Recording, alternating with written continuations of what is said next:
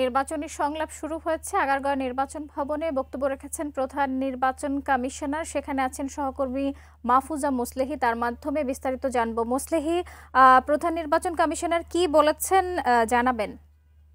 আপনি জানেন যে আজ কিন্তু নির্বাচনী যেই সংলাপ নির্বাচন কমিশনের সেটি শুরু হয়েছে। কিছুক্ষণ আগেই এই সংলাপ শুরু হয়েছে। আমরা লক্ষ্য করেছি যে আজকের এই সংলাপের প্রথম দিনে কিন্তু সুশীল সমাজের যারা প্রতিনিধি রয়েছেন তারা এসেছেন।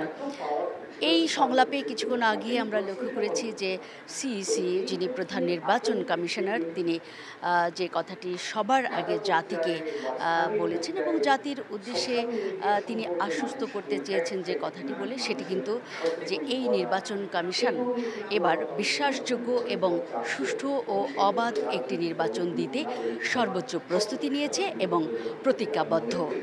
জাতির জন্য যেই বার্তাটি তিনি পৌঁছে দিয়েছেন সেটির মধ্যে আমরা লক্ষ্য করেছি যে এরই মধ্যে নির্বাচন কমিশনের যেই প্রস্তুতি সেটি কিন্তু সম্পন্ন করেছে নির্বাচন কমিশন। এবং আমরা বারবারই জেনেছি গতকালও কিন্তু নির্বাচন কমিশনের যেই নির্বাচন কর্মকর্তারা দায়িত্ব পালন করবেন আগামী ত্রয়োদশ নির্বাচনে তাদেরকে নিয়ে একটি নির্বাচন কালীন যেই সম্মেলন নির্বাচন কর্মকর্তাদের যেই সম্মেলন সেটি কিন্তু আমরা অনুষ্ঠিত হতে দেখেছি এবং সেখানেও কিন্তু প্রধান নির্বাচন কমিশনার তাদেরকে একটি বিশ্বাসযোগ্য নির্বাচন অনুষ্ঠানের লক্ষ্যে ওয়াদা করিয়েছিলেন যাতে কোনো রকমের কোনো দল বা কোনো ব্যক্তির পক্ষ অবলম্বন করে এবারকার নির্বাচনী কর্মকর্তারা দায়িত্ব পালন না করেন। সেজন্য কিন্তু নির্বাচন কমিশন যেমন প্রতিজ্ঞাবদ্ধ এবং নির্বাচন কমিশনারের যারা আছেন নির্বাচন কমিশনার হিসেবে এখানে 4 নির্বাচন কমিশনার সহ ইসি সচিব এবং প্রধান নির্বাচন কমিশনার কিন্তু আজকেও যে সুশীল সমাজের সঙ্গে তারা বসেছেন এবং এই ব্যাপারে কিন্তু তারা প্রতিজ্ঞাবদ্ধ যে অবাধ এবং সুষ্ঠু নির্বাচন করতেই হবে।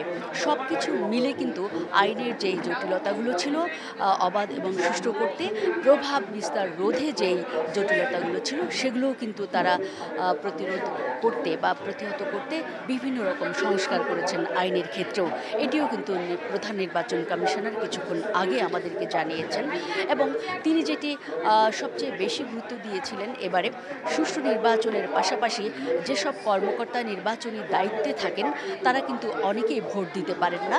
এটি কিন্তু তিনি উল্লেখ করে বলেছেন যে এবারে নির্বাচনে সেই সব কর্মকর্তারাও কিন্তু ভোটদানে একেবারেই বদ্ধপরিকর এবং তারা সেই ব্যবস্থাও কিন্তু করবেন। পাশাপাশি কিন্তু প্রবাসী ভোটার যারা হবেন তাদেরও কিন্তু সুষ্ঠু নির্বাচনের যাবতীয় যেই ব্যবস্থা এবং সহযোগিতা সেটি কিন্তু প্রধান নির্বাচন কমিশনারের পক্ষ থেকে এবং সব মিলে নির্বাচন কমিশনের পক্ষ থেকে থাকবে বলেও তিনি আশ্বস্ত করেছেন।